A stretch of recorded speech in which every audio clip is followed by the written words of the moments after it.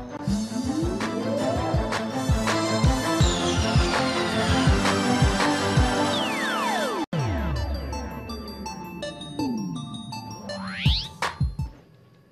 back to State of the Nation, coming to you live from Lagos. On Tuesday, on January 2019 to 23rd, the federal government fixed January 23rd, 2019 to transmit the new minimum wage bill to the National Assembly with a view to fast-tracking the implementation of a new wage structure for Nigerian workers. The Minister of Labour and Employment, Dr. Chris Ngige, confirmed this to journalists after a meeting with the leadership of the Nigeria Labour Congress and its allies in Abuja. He assured the Labour leaders that the government will be presenting the recommendations of the Tripartite Committee to the State Security Council in the coming weeks. According to him, the whole process that precedes the transmission of the bill to the National Assembly will be completed before January the 23rd.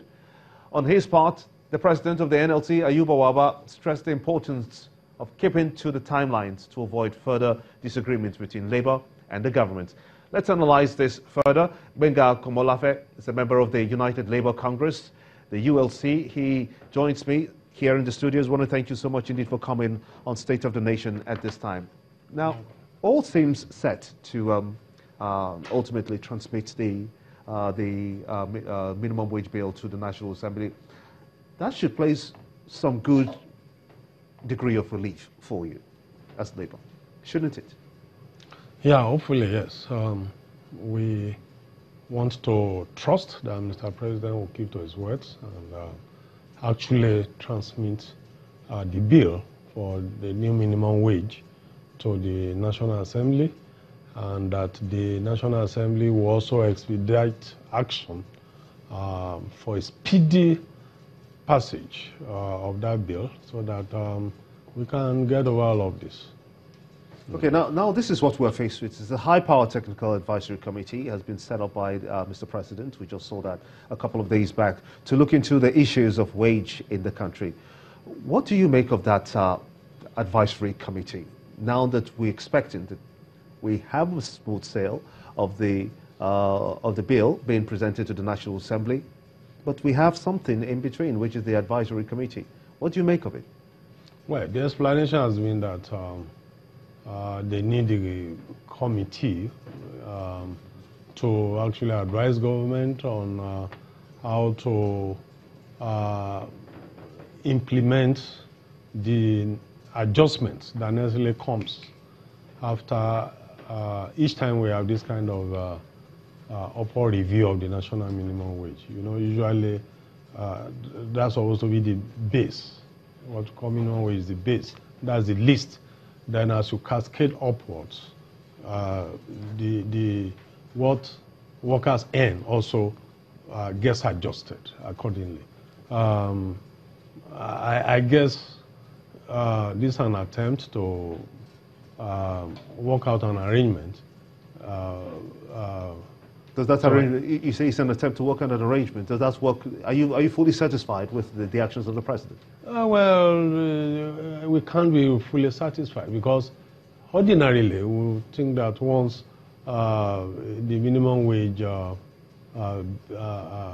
when we have a new minimum wage law, you know, are you saying there will be I'm not getting you right. Are you saying there will be absolutely no need for the ordinarily there shouldn't be any need for another technical committee. We've had all manner of committees. We have had all manner of inputs from all manner of experts. You know, so this coming at this point might seem like some form of distraction, but we want to keep the faith and accept the explanation that actually this is all in an effort to ensure that the implementation is seamless after the once the thing is passed into law, the new bill is passed into law, the review upwards, you know, will be in such a way that will be implementable, you know.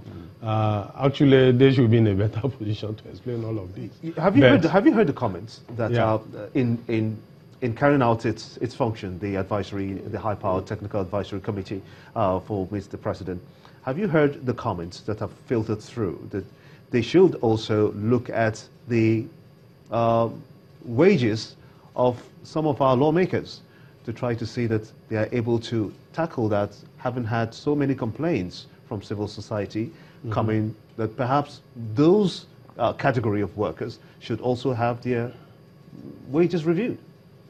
Of course. It's been long-standing demand of organized labor in Nigeria that salaries and allowances of political office holders should be significantly reviewed downwards, because what we have now is simply unacceptable, simply outrageous. We have senators earning as much as 18 million naira in a country where the minimum wage used to be 18,000 naira. So if this will be part of what the Revenue Committee is going to look into, that will be exciting, and we'll see how that plays out. So let's take a look at some of the things, the submissions of Mr. President. He said, this is what he said at the inauguration of the technical committee. I want to make it clear that there is no question whether the national minimum wage will be reviewed upward. I am committed to review of the minimum wage. What's the interpretation of that? Yeah, I think that's clear enough. He has pledged his commitment to an overall review, and we have a figure that has been agreed on, 30,000 naira. It's not the best we should have, but at least we have something. As you might be aware, 30,000 naira at this point is actually less than 18,000 naira a few years ago. Do you believe it should be taken away from the exclusive list, and so that states, for instance, can be able to set up their own minimum wage? That sentiment actually betrays a lack of understanding of the whole idea behind the concept of minimum wage. The minimum wage is a template. Having looked at the macroeconomic indices of cost of living index, of what Gary costs in the market, what housing, rents, all of this, transportation. What is the minimum a worker needs to subsist in 30 days? So it's not about, so it's the minimum, and it does not actually mean that that's what you should pay.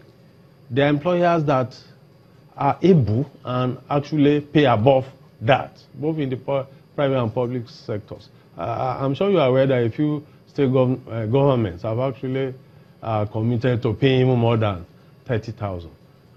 So it's like a baseline. That to say you can't go, below this.